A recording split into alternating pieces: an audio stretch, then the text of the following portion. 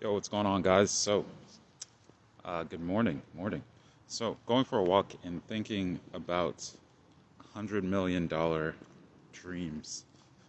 So, I made a video about 10 days ago, I think, a couple weeks ago, about what would I do if I had $100 million, if money were no object. And I figured I'd do a part two, because I had been thinking a little bit deeper about it, developing that vision of what would I do if I had $100 million. So, just following up on the last video, the conclusion was that if if I had that amount of money, or probably if any of us had that amount of money, all of a sudden, just working for money would no longer be a necessity.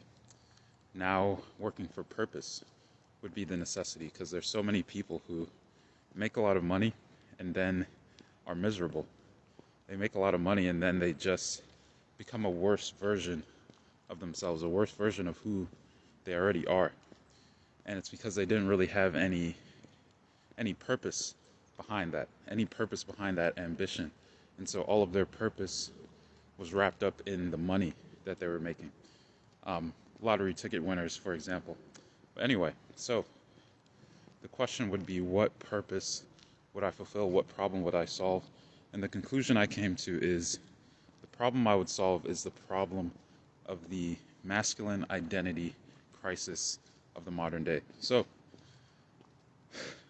since then, I've been thinking a little bit more about how to solve that problem.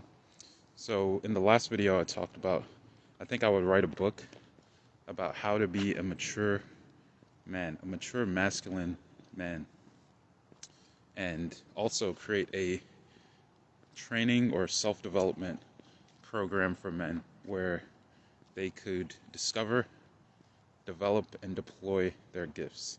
I got that from Myron Golden. Discover, develop, and deploy their gifts.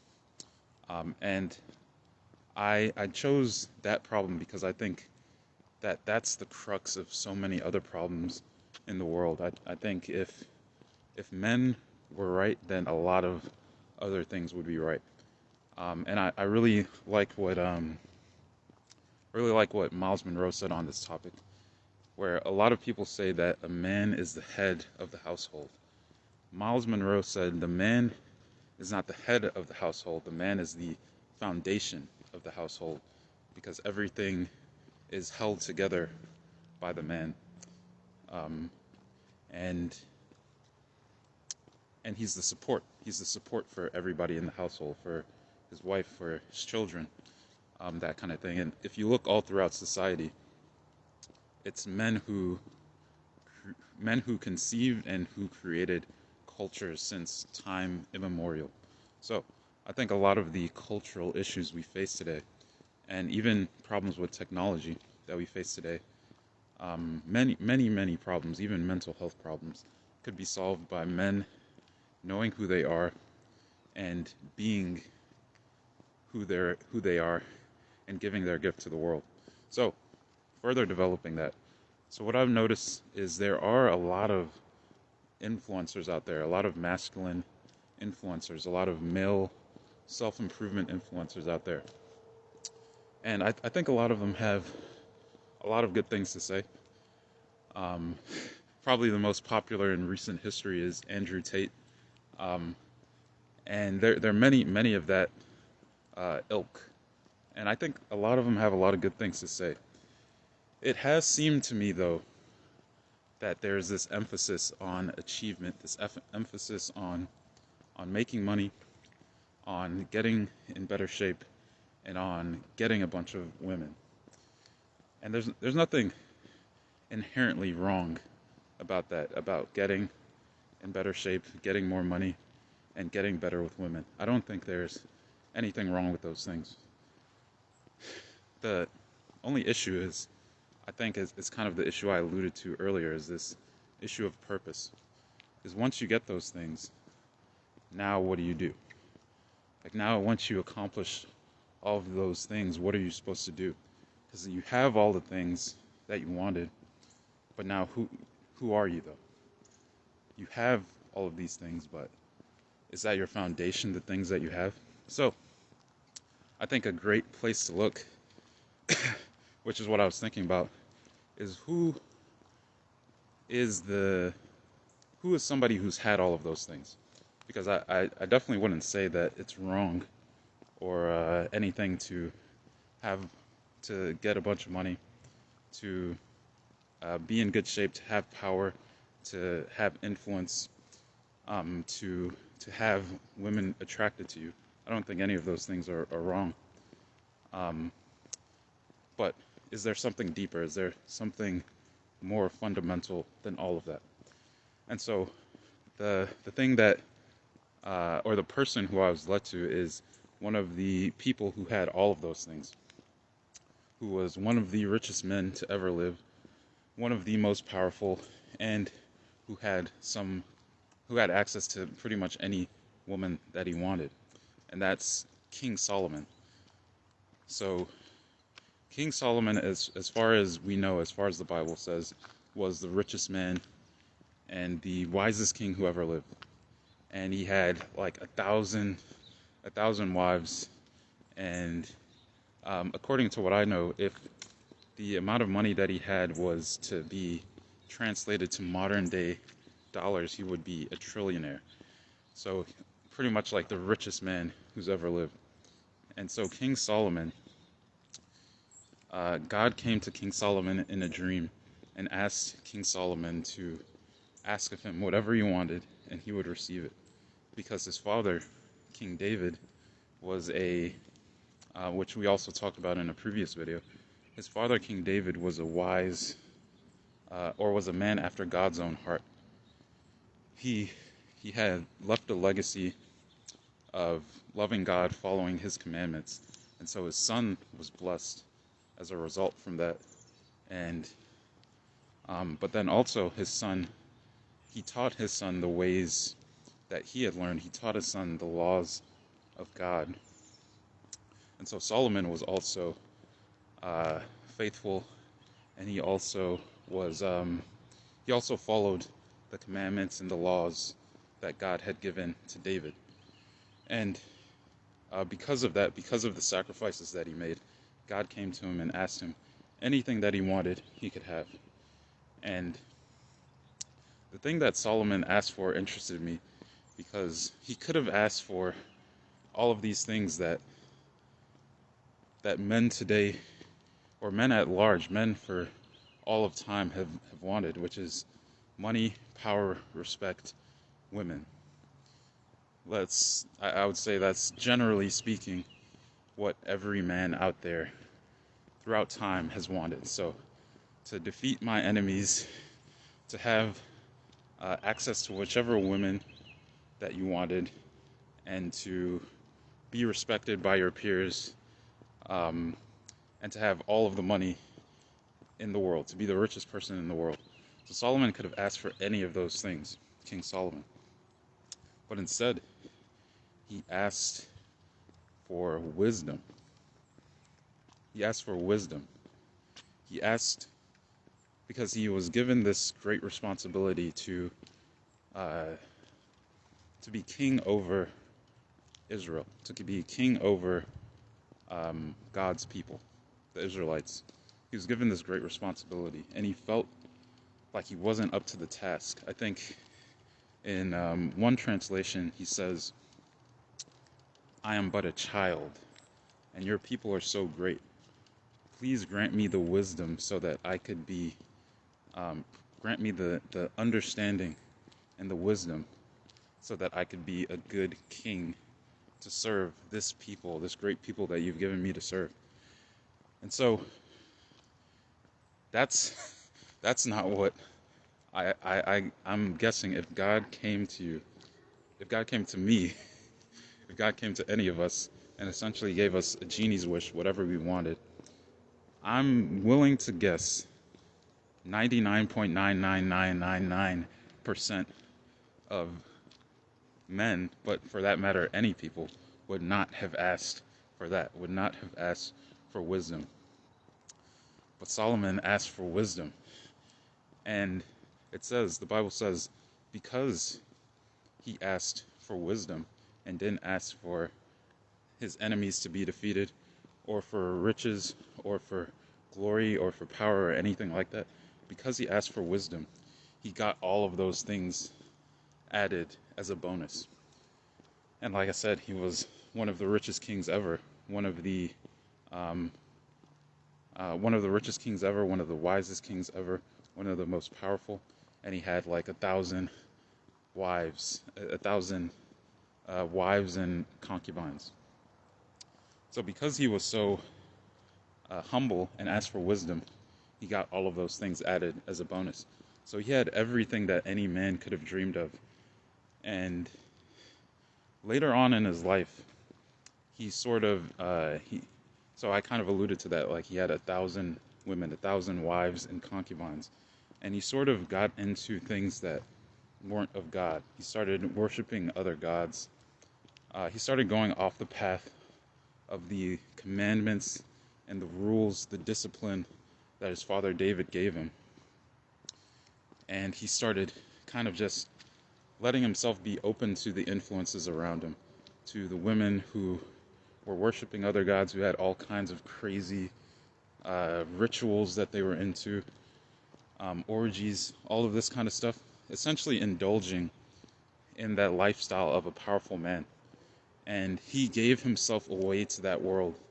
I'm assuming if we were to talk about it today, it probably would look like something like what Andrew Tate promotes, or at least until recently what Andrew Tate promoted, of having a bunch of women, having a bunch of shiny cars, going around the world partying, all of that kind of stuff.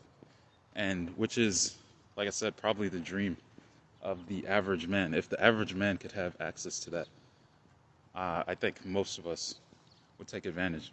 But so Solomon, he gave himself away to all of those things and let himself fully indulge in them. But then he comes to the end of his life, and all of those things have kind of destroyed him. Whereas he used to be this wise king who was admired by all of the nations, who people would come from around the world to just listen to his wisdom. Towards the end of his life, he had departed from that, and so he had lost that status. He had lost the status as the wisest of kings, and in many ways, he lost his soul, you might say. Going back to the idea of Carl Jung talking about the modern man is in search of a soul.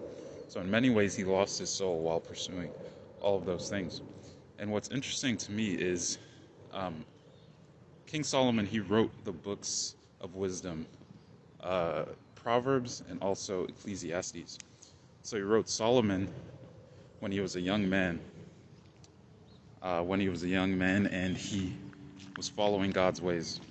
And then when he was an old man, after he had given himself to, in Ecclesiastes, he said he gave himself to foolishness, and he let himself enjoy all of the pleasures of his heart's desires. It's interesting that he wrote that book at the end of his life, after he gave himself away to all of those things that men typically desire. And his conclusion, being the man who's had access to all of those things, was that it was all vanity, and it was all meaningless. It all led to nothing. It was all a vapor. It was all fleeting, temporary, and not worthy of pursuing. I think he even said that he would say things like, what is it that a man works for all of his life just to die, and then the house that he built and the woman that he loved are then taken by another man, and all of those possessions that he worked for to attain, somebody else enjoys the fruits of them, and he never really, really, truly enjoys the fruits of them because he always knows he could lose them. And so his conclusion was, essentially, all of those things we pursue, money, power, respect, women, all of those things we pursue as men are so fleeting. And the true thing to pursue is what he said in the last words of Ecclesiastes, which was the last book that he wrote. And he said, "Here is the end of the matter. Fear God and keep his commandments, for that is the whole duty of a man." And this is from the wisest man who experienced all of the wildest dreams, all of the things that a man could have desired. His conclusion was, fear God and follow his commandments. And I think that's so compelling because of who King Solomon was. If King Solomon was somebody who he didn't actually have money, if King Solomon was just some poor peasant who didn't have money, didn't have any power, didn't have any respect from other people, didn't have any women, if King Solomon was just like a complete loser, I would completely be able to just disregard what he said there. But because of who King Solomon was, he was the wisest, richest, most powerful king that Israel had ever seen, and still to this day, possibly one of the richest kings who ever lived. Because of who he is, I think it's very compelling that after he experienced everything that any man could have dreamed of, he said, the end of the matter is to fear God and to follow his commands. So, now tying this all back to the $100 million dream. So I think that an area of exploration that I think would be very useful in solving the male identity crisis is to follow exactly what King Solomon said, to fear God and to follow his commands, and to, rather than follow the wisdom of the world. So like I said, there are all of these male self-improvement gurus out there who say it's about getting money, getting women, getting muscles, getting respect, getting power, all of that stuff. Rather than following the wisdom of the world, to follow the wisdom of God. And King Solomon provides a great model of that as somebody who actually achieved all of those things that most men pursue. But then, at the end of his life, chose, and he even said that wisdom is better than gold, and understanding is better than silver. And of all the things that we could desire, none of them could compare to wisdom. So, I think in this hypothetical training business that I would create, that would be a mentorship business for men, I think there would be a focus on the wisdom of God over the wisdom of men. So the world, many of the influencers of the world say that it's about money, it's about power, it's about respect. But the wisdom of God, if we were to follow Solomon's example, it would be about fearing the Lord and keeping his commandments. So that's part 2 of the $100 million dream, the $100 million vision of what I would bring to the world. It would be a training company for men to solve the masculine identity crisis, and it would be founded on the wisdom of God, modeling someone like a King Solomon, who was trained himself by his father in the commandments and the laws of God. And because of that, he became one of the most successful kings, perhaps the most successful king who ever lived. So, that's part 2, developing this $100 million vision, this $100 million dream with you guys. I think it's funny, if any of you guys know Alex Hormozi, he wrote these books, $100 million offers and $100 million leads. And he kind of has the $100 million brand. And I think the one book he hasn't written is $100 Million Dreams. So this is me developing a $100 million dream. So let me know what you guys think about that. Like I said in the other video too, if you relate to that, comment below. If you disagree with that, if you think it's misogynistic or sexist or something, you could comment that down below too. And yeah, we'll see you guys for the next one. All right, peace.